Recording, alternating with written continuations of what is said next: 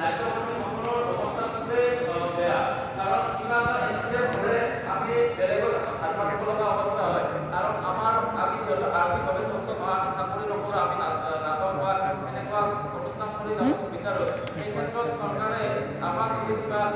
এনেকুৱা কিবা আঁচনি দিয়ে যাৰ দ্বাৰা লাইফ পলিচিৰ নিচিনা এই কথাবোৰ উল্লেখ কৰিছে আৰু মই আৰু এবাৰ উল্লেখ কৰিছোঁ যাতে এই নাট্যকৰ্মীসকলৰ আৰু লগতে যেনেকৈ আমাৰ সেইবাৰ এটা কথা উল্লেখ হৈছে যে ভাগ্যৱান চেনেলৰ মই বিৰোধী নহয় ভাগ্যৱান চেনেলৰ 5 বছৰ কৰ্মকৰ্তাসকলে যি 50,000 টকা পাব বুলি কথাটো উল্লেখ কৰিছে এই ক্ষেত্ৰত আমাৰ এমএছআৰ ওপৰত নাট্যকৰ্মীসকলে 5 বছৰ চলোৱা বা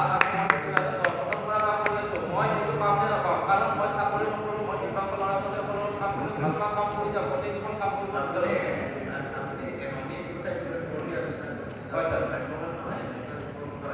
হয় ছাৰ থেংক ইউ ছাৰ আৰু এই ক্ষেত্ৰত যদি দিব্যাংগ ল'ৰা ছোৱালীসকলৰ কাৰণে সাংস্কৃতিক দিশত যদি কিবা আপোনালোকে সাংস্কৃতিক হওক বা আপুনি কিবা